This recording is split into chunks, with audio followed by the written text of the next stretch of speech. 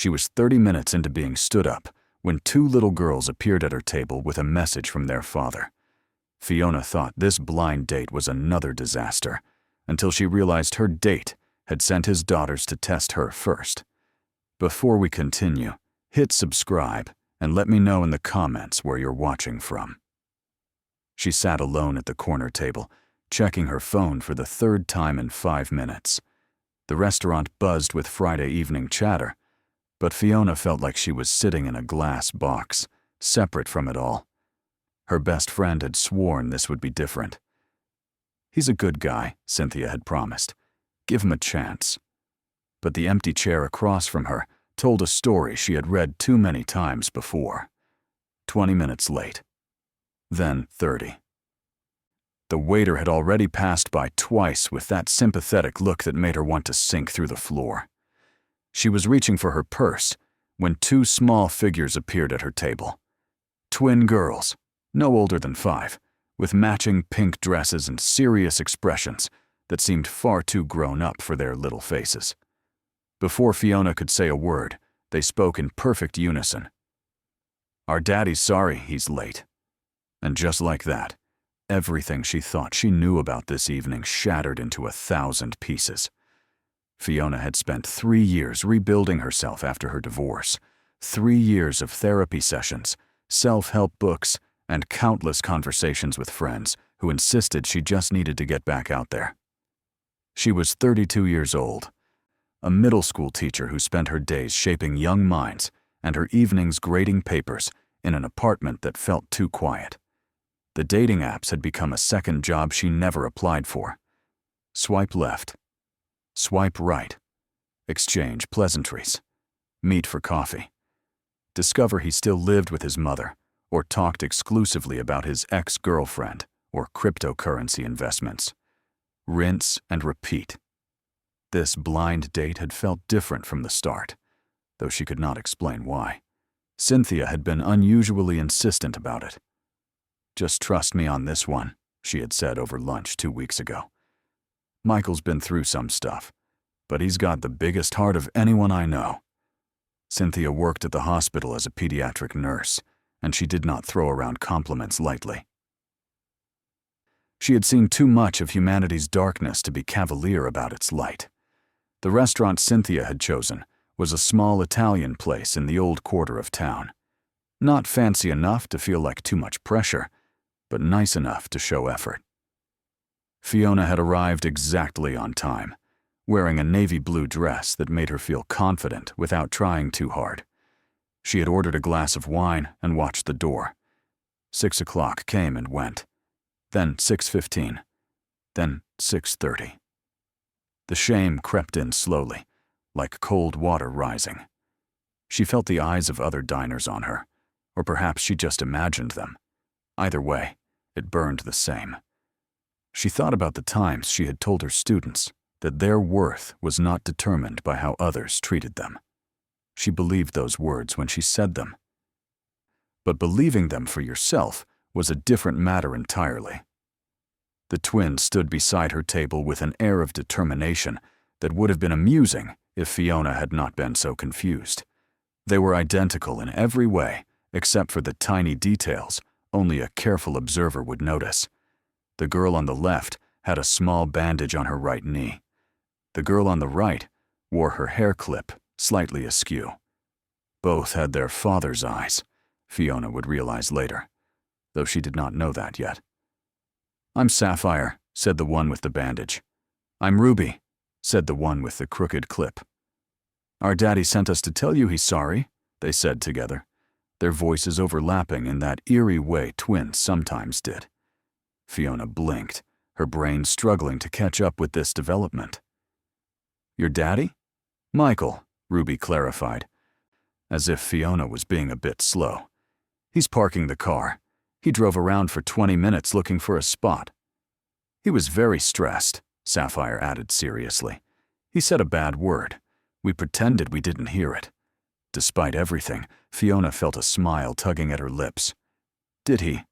"S-H-I-T," Ruby spelled out carefully. "But we know we're not supposed to say it." "Especially not in restaurants," Sapphire agreed. A waiter passed by, clearly trying not to laugh. Fiona felt something shift in her chest. Not quite hope, but something adjacent to it. Curiosity, perhaps. Or maybe just relief that she had not been stood up after all. "Would you like to sit down while you wait for your daddy?" Fiona asked. The girls exchanged a glance, having one of those silent conversations that only twins could manage. Then, with perfect coordination, they climbed into the booth on either side of her. Fiona found herself sandwiched between two small bodies that smelled like strawberry shampoo and childhood innocence. "You're very pretty," Sapphire announced, studying Fiona's face with the intensity of an art critic examining a masterpiece. "Daddy said you would be," Ruby added, "but he also said that pretty wasn't the important part." "What did he say was the important part?" Fiona asked, genuinely curious now. "That you had a kind heart," Ruby replied. "Miss Cynthia told him about you. She said you help kids who are sad." Fiona felt something catch in her throat. Cynthia had told Michael about her work with struggling students, about how she stayed late on Tuesdays to run a free tutoring program, about how she had a gift for seeing the lonely ones, the ones who sat at the edges of the lunchroom and disappeared into their hoodies. "Do you like puzzles?" Sapphire asked suddenly, pulling a small wooden puzzle from a tiny purse Fiona had not noticed before. "Sapphire, you weren't supposed to bring toys to dinner," Ruby whispered loudly. "It's not a toy, it's a puzzle. Puzzles are educational." Fiona watched this exchange with growing affection. The nervous energy that had been coiling in her stomach began to unwind. These girls were not props or tricks. They were real, complete little people with opinions and quirks, and that brutal honesty only children possessed. "I love puzzles," Fiona said, and she meant it. Michael appeared 10 minutes later, slightly out of breath and carrying a gift bag that looked like it had been hastily assembled. He was tall and lean, with dark hair that was graying at the temples, and those same intense eyes his daughters had inherited. But it was the expression on his face, when he saw Fiona sitting with his girls, that made her heart do something unexpected. It was pure, unfiltered relief, mixed with something that looked like hope, struggling to stay alive. "I'm so sorry," he said, his words tumbling out in a rush. "The parking in this neighborhood is absolutely insane. And then there was construction, and I should have left earlier. But Ruby couldn't find her left shoe. And then Sapphire decided she needed to bring Mr. Whiskers. That's her stuffed cat. But we have a rule about Mr. Whiskers staying home for special occasions, and there was a whole negotiation." He stopped himself, taking a breath. "I'm rambling. I do that when I'm nervous." "I'm Michael." "Fiona," she said, extending her hand. "We've actually already become good friends, your daughters and I." Michael shook her hand, and Fiona noticed the calluses on his palms. Working hands. Honest hands. "They have a way of doing that," he said softly. "I hope they didn't say anything too embarrassing." "Daddy said the S word," Sapphire announced cheerfully. Michael closed his eyes. "Of course they did." Fiona laughed, a real laugh that felt like opening a window in a stuffy room. "It's okay. They spelled it out. Very responsibly." As Michael slid into the seat across from her, the twins returned to the chairs that had been added to their table. Fiona noticed how naturally he reached over to fix Ruby's hair clip, how he checked Sapphire's bandage without her even having to ask. These were practiced movements, worn smooth by repetition and love. The waiter returned, and they ordered. Michael chose spaghetti for the girls without consulting the menu, which told Fiona this was their place, somewhere familiar and safe. For himself, he ordered the cheapest entree, which told her something else entirely. Fiona filed this information away, not judging, just noting. "Cynthia's told me a lot about you," Michael said once the waiter had left. "She says you're the teacher everyone wishes they'd had." "Cynthia exaggerates." "She really doesn't," Michael said with a small smile. "Cynthia's many things, but a flatterer isn't one of them. She said you see the invisible kids." Fiona felt exposed suddenly, like he had looked past her carefully constructed defenses. I was one of those kids, she admitted. So, I guess I know what to look for. Daddy was invisible too, Sapphire said matter-of-factly, working on her puzzle. Sapphire, Michael warned gently. What? You said so. You said when Mommy got sick, everyone stopped seeing you. The temperature at the table dropped several degrees. Fiona saw Michael's jaw tighten, saw the way his hands clenched briefly before he forced them to relax. She saw Ruby reach over and pat her father's arm in a gesture far too mature for a 5-year-old. It's okay, Daddy, Ruby whispered. Miss Cynthia said Fiona understands about sad things. The dinner conversation flowed like a river finding its course, sometimes rushing, sometimes pooling in quiet eddies. Michael talked about his work as a carpenter, about how he had built the girls' bedroom furniture himself, complete with secret compartments they thought he did not know about. Fiona talked about her students, about the boy who had finally learned to read in 8th grade, and cried because he could finally understand the tattoos on his father's arms. The twins interjected with their own stories, each one revealing small pieces of their world. They talked about their school, where they were in different classes because Ruby needed extra help with math, and Sapphire needed to be challenged more in reading. They talked about their grandmother, who picked them up 3 days a week. They talked about swimming lessons and a cat named Princess, who was actually a boy, but nobody had known until after the naming. What they did not talk about directly was the mother-shaped hole in their stories. But Fiona heard her in the negative space, in the pauses Michael took before answering certain questions, in the way the girls sometimes glanced at their father to see if a topic was safe. After the pasta arrived and the girls were occupied with the serious business of eating, Michael spoke more quietly. Cynthia probably told you I'm widowed. Fiona nodded. She mentioned you'd been through something difficult. Pancreatic cancer. 18 months from diagnosis to... He stopped, swallowed. The girls were 3. They remember her, but not the way I wish they could. They remember the hospital more than they remember her healthy. I'm sorry, Fiona said, and she meant it in a way that felt deeper than social nicety. Everyone's sorry, Michael said, not unkindly. And they should be. It was terrible and unfair, and I was angry at God for about a year straight. But then I looked at these two, he gestured at his daughters, and I realized I could either drown in what I lost or swim toward what I still had. That must have been impossibly hard. It was, he admitted. Some days it still is. I'm not going to pretend I'm some heroic single dad who has it all figured out. I burn dinner twice a week. The laundry situation in my house is honestly frightening. I forgot picture day last month, and both girls showed up in clothes they'd worn the day before. I'm barely keeping my head above water most days. But you're keeping it above water, Fiona said.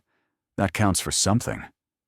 Michael looked at her then, really looked at her, and Fiona felt seen in a way she had not experienced in years. Cynthia said you'd get it, he said quietly.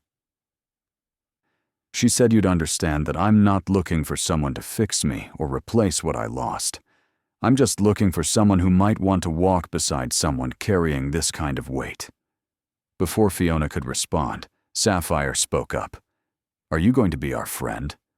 Sapphire, Michael said, mortified. We talked about this. You can't just ask people that. Why not?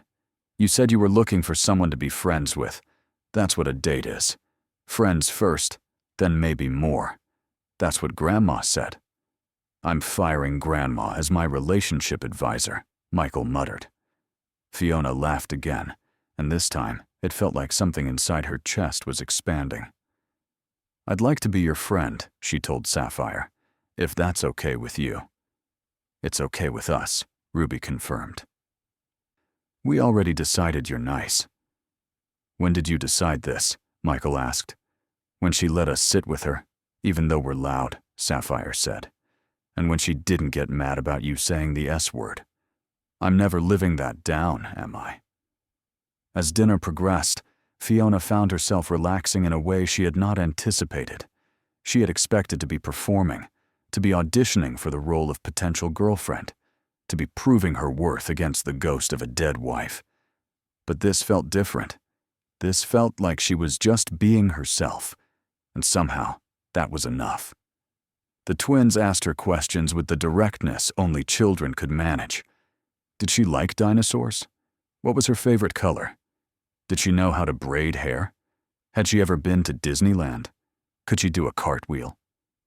Each question was delivered with genuine interest, as if her answers truly mattered in their evaluation of her character. When the check came, Michael reached for it quickly. Fiona noticed the way he glanced at the total, saw the brief calculation behind his eyes. She had been married to a man who handled money carelessly, who spent without thinking about tomorrow. She recognized the weight of someone counting every dollar.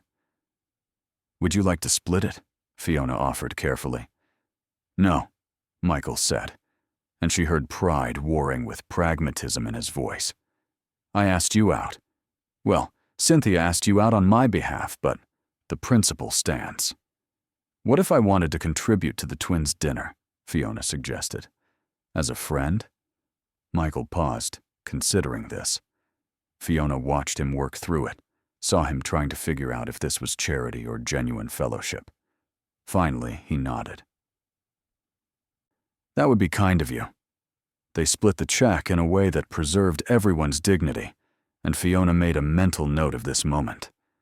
A man who could accept help without his masculinity crumbling was rarer than she had expected. As they prepared to leave, Ruby tugged on Fiona's sleeve. "Can you come to the park with us? We're going to feed the ducks. We have bread in the car." "Ruby, Fiona probably has plans," Michael said quickly. Fiona thought about her empty apartment, about the stack of papers that would still be there tomorrow, about the Netflix queue that never seemed to get shorter. "I don't have plans," she said. "I'd love to feed the ducks." The joy on the twins' faces was immediate and unfiltered. Michael's expression was more complicated, a mix of gratitude and terror that Fiona was beginning to recognize as his default setting when something good happened. The park was 3 blocks away, close enough to walk in the cooling evening air. The twins held Fiona's hands, one on each side, chattering about the ducks they knew by name. Michael walked slightly behind them, carrying the bread bag, and Fiona could feel his gaze on her back like a warm hand. The pond was quiet at this hour, the Friday evening crowd having dissipated. A few joggers circled the path. An elderly man sat on a bench, reading a newspaper in the fading light. The ducks gathered expectantly as soon as they saw the children approaching. Fiona sat on the grass with the girls, helping them tear the bread into duck-appropriate pieces. Michael sat beside her, close enough that their shoulders almost touched. Almost, but not quite. The space between them felt charged with possibility. "This was Jennifer's favorite place," Michael said quietly, his voice just for Fiona. "She used to bring them here every Sunday, rain or shine. After she passed, I couldn't come here for almost a year. It hurt too much." Fiona glanced at the girls, who were giggling as a particularly bold duck waddled right up to Sapphire. "What changed?" "The twins asked to come on what would have been their 4th birthday," Michael said. "They said Mommy would be sad if we stopped visiting her ducks, so we came. And it hurt, but it hurt less than I expected. Like maybe remembering didn't have to mean only pain." "That's brave," Fiona said, "bringing me here, to her place." Michael turned to look at her, and his eyes held something raw and honest. Jennifer wouldn't want them to forget her, but she also wouldn't want them growing up in a museum of grief. She made me promise, near the end, that I wouldn't lock myself away, that I'd try to find someone who could love them the way they deserved. He paused. "I haven't been able to keep that promise.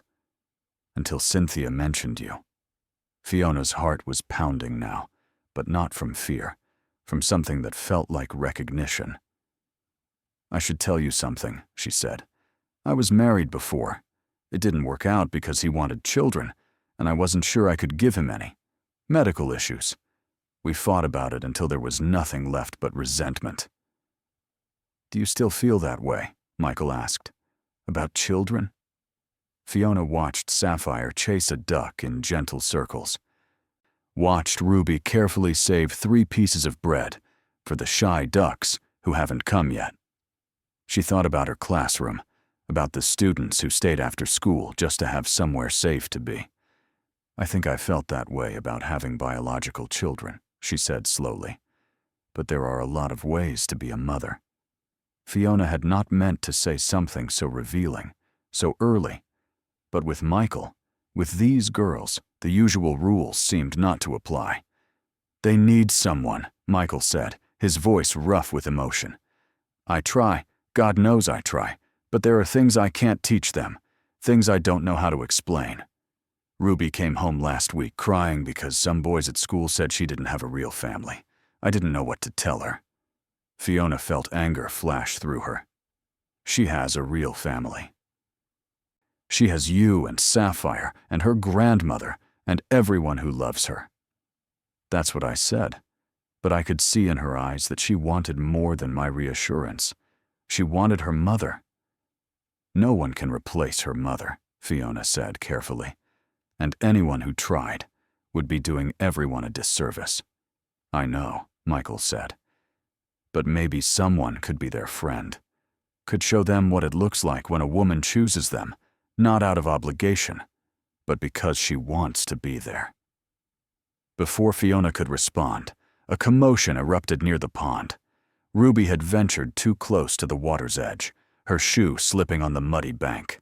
She windmilled her arms, trying to catch her balance, and Fiona moved without thinking. She lunged forward, catching Ruby around the waist and pulling her back from the edge. They tumbled together onto the grass, Ruby landing safely in Fiona's arms.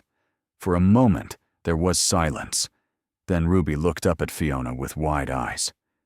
You caught me, she said, wonder in her voice. Of course I did, Fiona said, her heart still racing from the adrenaline. I wasn't going to let you fall. Ruby's small arms wrapped around Fiona's neck in a fierce hug. Thank you, she whispered. And then, so quietly, Fiona almost missed it. Mommy used to catch me too. Fiona looked up to find Michael watching them with an expression she could not quite read. Sapphire had abandoned the ducks and thrown herself into the hug as well, creating a tangle of arms and grass-stained knees and something that felt remarkably like belonging. As they walked back toward the restaurant parking lot, the twins running ahead to look at a dog being walked by its owner, Michael took Fiona's hand. It was a simple gesture, but it felt monumental. His palm was warm and slightly rough, and Fiona realized she had been cold until that moment.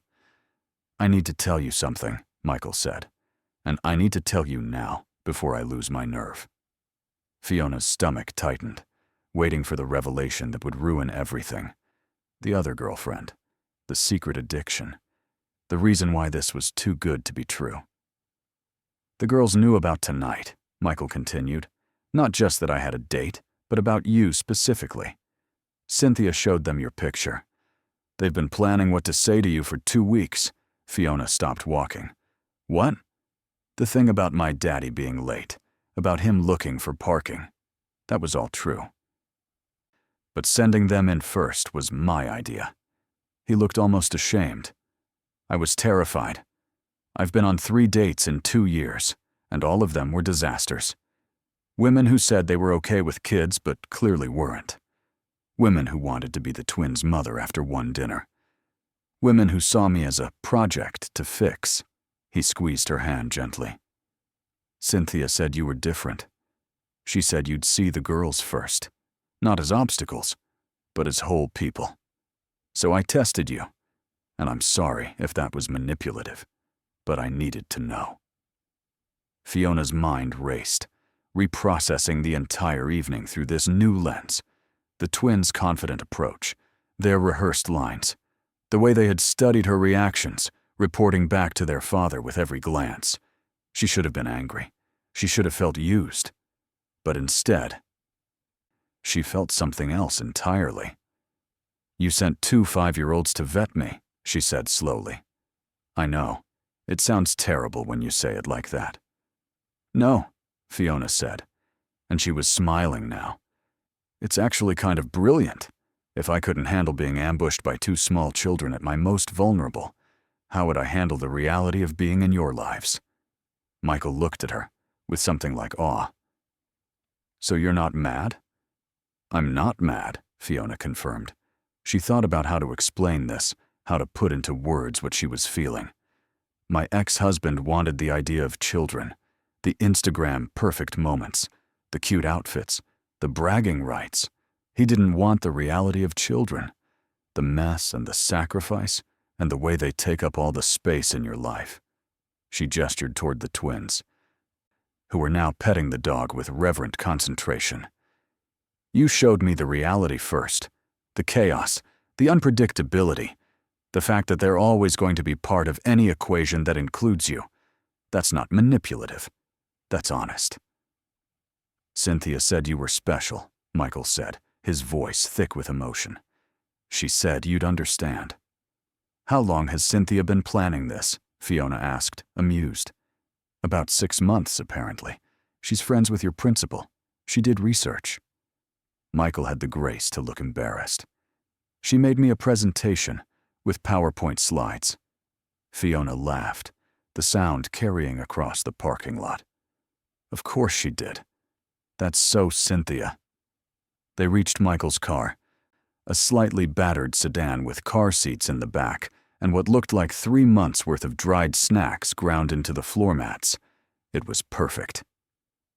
"Can Fiona come to breakfast tomorrow?" Sapphire asked, as Michael buckled her in. "Sapphire, we just met Fiona tonight," Michael said. "We can't monopolize all her time." "What's monopolize?" Ruby asked. "It means to take all of something," Fiona supplied.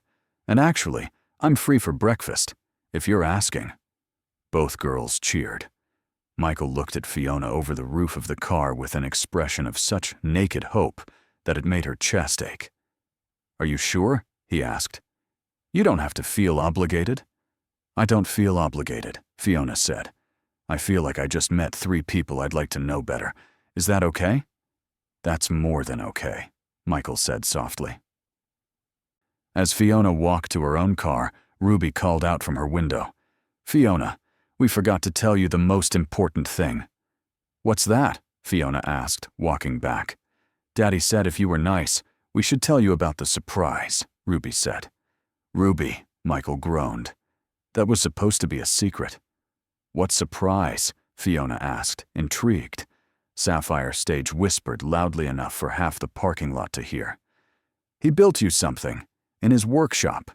We're not supposed to tell you what it is, but it's made of wood, and it has your name on it." Michael dropped his head to the steering wheel. "I'm going to have a serious talk with you two about the definition of secret." Fiona felt her eyes prickling with unexpected tears. "You built me something? Before you even met me?" "Cynthia showed me your classroom in a video call," Michael admitted, still not looking at her. "I noticed you didn't have a proper bookshelf, just those wire things that look like they're about to collapse, so I made you something better. I thought even if tonight was a disaster, you'd at least get a decent bookshelf out of it." "That's the sweetest thing anyone's ever done for me," Fiona said, and she meant it. "It's just a bookshelf," Michael protested weakly. "It's not just a bookshelf," Fiona said. "It's hope built out of wood and screws.